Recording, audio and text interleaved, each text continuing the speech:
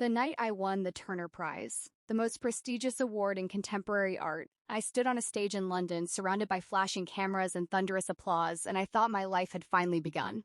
I was 32 years old, a sculptor from nowhere, a girl who had grown up in a tiny apartment with a single mother who worked double shifts so I could have art supplies. I had beaten the establishment, the critics, the odds.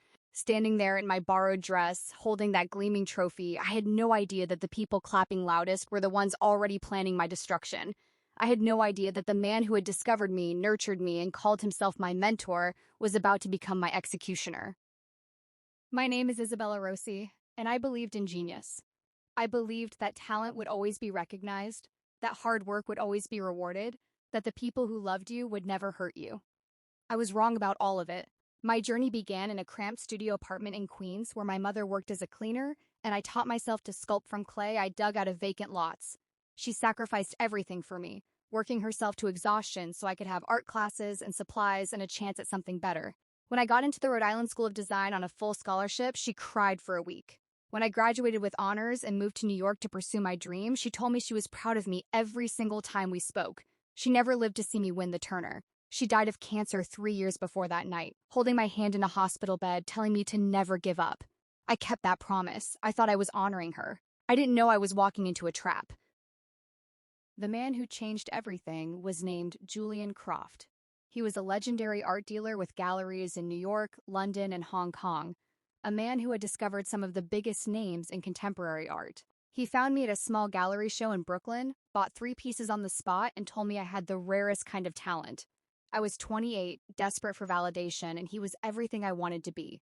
He became my mentor, my champion, my guide through the treacherous waters of the art world. He introduced me to collectors, curated my shows, and took a modest commission that seemed fair. I trusted him completely. He was my father figure, my friend, my ally. He told me I was like the daughter he never had. I believed him. The years that followed were a whirlwind of success. My work sold for higher and higher prices. My shows sold out before they opened. Critics called me a genius, a visionary, the future of sculpture. Julian was always there, smiling in the background, taking credit for discovering me. I didn't mind. He deserved some credit. He had believed in me when no one else did. Then came the Turner. The nomination alone was a shock. Winning was beyond anything I had imagined. The night of the ceremony, Julian flew to London with me, held my hand backstage, and told me how proud he was. When they called my name, he hugged me tight and whispered, "This is just the beginning, Isabella. You're going to be the most famous artist in the world." I believed him. I floated onto that stage, accepted the trophy, and gave a tearful speech thanking my mother, my mentors, and Julian most of all. The applause was deafening. I had no idea that Julian was already on the phone with lawyers, already drafting contracts, already planning the theft of everything I had ever created. The first sign of trouble came 6 months later. I was reviewing my financial statements when I noticed strange payments to companies I had never heard of. I called my accountant, a man Julian had recommended. He assured me everything was fine, just standard business expenses. I trusted him. The second sign came at my next show, a major exhibition in Manhattan. The pieces sold for record prices. But when I asked about my share, I was told there were deductions, commissions I hadn't authorized. I called Julian, confused and worried. He laughed it off. "That's just how the business works, Isabella. You focus on the art. Let me handle the money." I wanted to believe him. I needed to believe him. He was all I had. The bomb dropped a year after the Turner. I was in my studio when I was served with legal papers, a lawsuit, from Julian. He was suing me for breach of contract, claiming I owed him millions and that my work was owned by a company he controlled. I stared at the papers in disbelief. I called him, screaming, begging him to tell me it was a mistake. His voice was calm, cold, unrecognizable. "It's not a mistake, Isabella. You signed the contracts. You should have read them more carefully." I didn't remember signing anything. I searched my files, my emails, and then I found them. Contracts I had signed years ago when I was young and trusting, contracts that gave Julian ownership of my work, my name, my future. He had slipped them into piles of papers at crucial moments. He had planned this from the beginning. The mentorship, the support, the fatherly affection, all of it was a performance, a long con designed to steal everything I had. The legal battle lasted 2 years. Julian had better lawyers, deeper pockets, and contracts that were technically legal. I lost. The court ruled that Julian owned the rights to every piece I had created during our association and that I owed him millions. I was ordered to turn over my work, my earnings, my future. I was bankrupt, not just financially, but artistically. I couldn't create anything new without him owning it. I was a prisoner of my own success. The worst part was the silence. The art world turned away as if I had never existed. Galleries stopped returning my calls. Collectors stopped buying. Critics, who had once called me a genius, now wrote about the cautionary tale of Isabella Rossi. My friends drifted away. I was alone, broke and broken. I moved back to Queens, to a tiny apartment. I took a job at a coffee shop serving lattes to people who had no idea who I was. At night, I would sit in the dark and wonder how my life had gone so wrong. Then, one night, I got an email. The subject line was help. It was from a woman named Sarah who said she worked for Julian. She said she had evidence that would prove he had been defrauding dozens of artists over the years. She was scared, didn't know who to turn to, had heard about my case. I stared at the screen for hours. It could be a trap, but I had nothing left to lose. I wrote back. We met at a diner in New Jersey. She showed up terrified, clutching a flash drive. Inside were years of financial records, internal emails, and legal documents proving that Julian had been systematically stealing from his artists since the beginning. He had created fake companies, forged signatures, manipulated contracts. He had destroyed lives and built an empire on the backs of people who trusted him. Now I had the proof. I looked at Sarah across the table, tears streaming down my face. Why are you helping me? She looked down, then back at me. Because my sister was one of his artists. She killed herself 2 years ago after he took everything from her. I found her diary. She wrote about you, about how she hoped you would win. I can't bring her back, but I can make sure he never does this to anyone else. That night, I made a vow. Not for revenge, for Sarah's sister, for every artist he had destroyed. I would take him down. I would expose the truth. The hunt was on, and this time, I was not alone. Sarah's flash drive was a treasure trove, but it was also a weapon I didn't yet know how to wield. I spent the next 3 months studying every document, every email, every financial record she had given me. I cross-referenced them with public records, with old contracts I had saved, with memories of conversations I had dismissed at the time. Piece by piece, the full picture emerged. Julian Croft hadn't just stolen from me. He had built his entire empire on theft. Over 3 decades, he had defrauded dozens of artists, some famous, some unknown, all trusting. He had created a complex web of shell companies, fake galleries, and offshore accounts designed to siphon millions from people who believed he was their champion. He had destroyed careers, crushed dreams, and in at least one case, driven a young woman to suicide. Sarah's sister, Claire, was not his only victim. She was just the one who couldn't survive. The evidence was damning, but evidence alone wasn't enough. Julian had money, power, and a team of lawyers who had already beaten me twice. I needed a different approach. I needed to be smarter, more patient, more strategic than he expected. I needed to become the artist he had tried to destroy, but also something more, a hunter. I started small, rebuilding my life while I planned my attack. I kept my job at the coffee shop, serving lattes to customers who had no idea who I was. At night, I worked with Sarah, organizing the evidence, building a timeline, identifying other victims who might be willing to come forward. We found 12 of them, artists from around the world who had been cheated by Julian. Some were famous, their careers ruined. Others were unknown, their dreams destroyed before they could begin. All of them were angry, hurt, and terrified of the man who had stolen from them. I reached out to each one, carefully, anonymously at first, then directly once trust was established. I told them my story, showed them the evidence, and asked if they would join me. 11 said yes. One was too scared, too broken, too far gone. I understood.